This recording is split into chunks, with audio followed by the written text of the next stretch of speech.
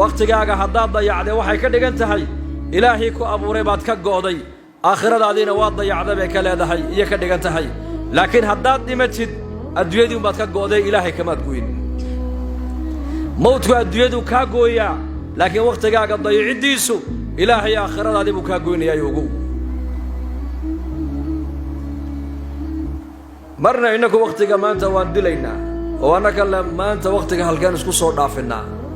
waqtiga halkeen ku soo dilaa marna waxaan ilaana waqtiga naabihi cuna sida ay galay aniga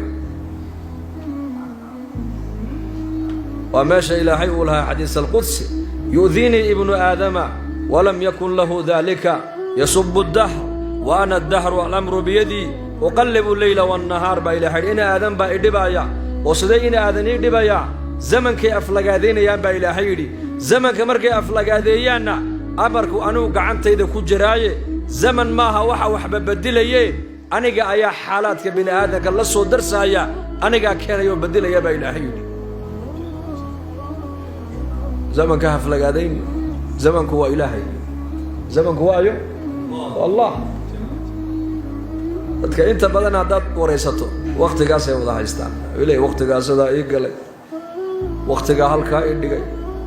waqtiga iga jeestay reehbal waqtiga Allah ya maanta waa waqtigoogi waqtiga ay ka qabtay warma yiraahdaan yasubbu ad-dahr zamankay aflagaadeyn ilaahay bal zamanku caayaya zaman meesha ma jiray amarku xaqaygu ka imanaya ba ilaahay oo wixii xaalad inala soo darsaaya ahwaal inagu imanaysa ana keenaya zamanku ma keena ba ilaahay ana keenaya abaar haday timaado ilaahay baa qadaray barwaaqa haday dhacdo ilaahay baa qadaray meel haday gubato ilaahay baa qadaray dad haday caydhoobaan ilaahay baa u qadaray dad haday maal qabeeno noqdaan ilaahay baa maal qabeenada ka dhigay xaalad adiga isku nisbe wixii dhibaato kugula soo dirista adu isku nisbe laakiin waxaad ogaataa shar iyo khayr waxa uu ka imanaya waa xaq ilaahay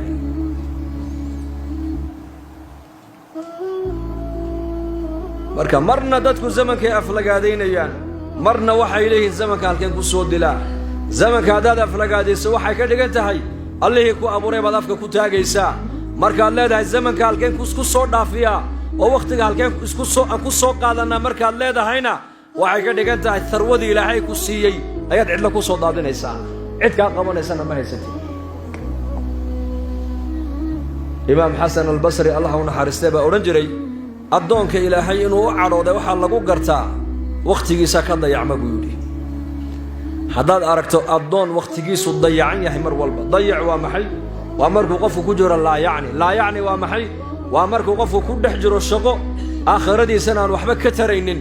adduunyadiisana aan waxba ka taraynin shaqada laa yacni baa la yiraahdaa qof 24 saac laa yacni ku dhex jira haddaad aragto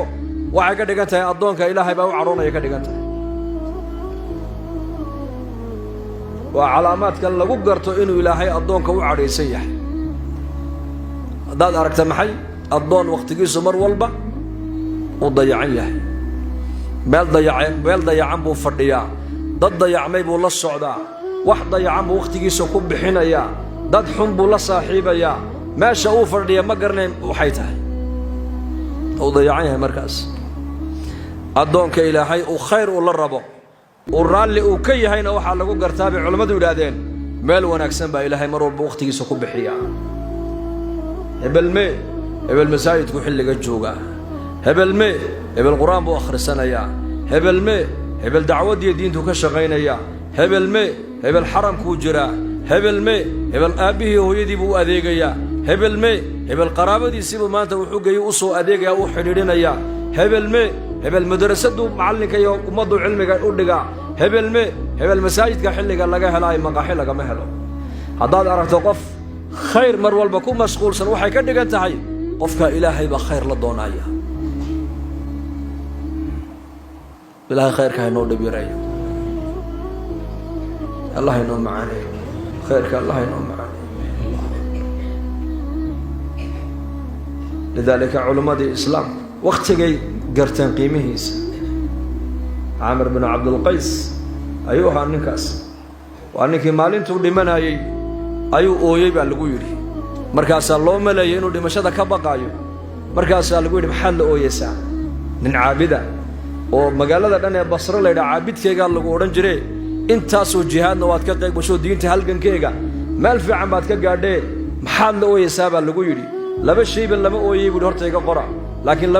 laba camal oo maanta iga go'aya oo dib dambe u arkay ma la ooyaa buu ku yiri labadan la ooyeen baan nin sheegay buu yiri cabsi aan aakhirada ka baqayo lama ooyaayo adduunyadan aan ka tagaya jacaylo aan u qabana lama ooyine laakiin laba camal oo adduunka dusheeda aan ku qaban jiray ayay haddaan maanta aan dhintay iga go'aysay buu waa labadee as-sawmu fi as-sayfi wal qiyaamu fi ash-shitaa xilliga dhulku uu kulul yahay soonka aan soomi jiray iyo jiilaalka dhaxanta salaata leylka biyaha qabow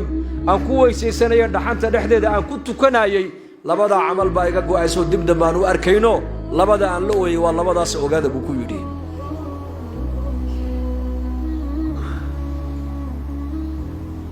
waqtigoogay ka faa'iideysteen intii adduunka joogeen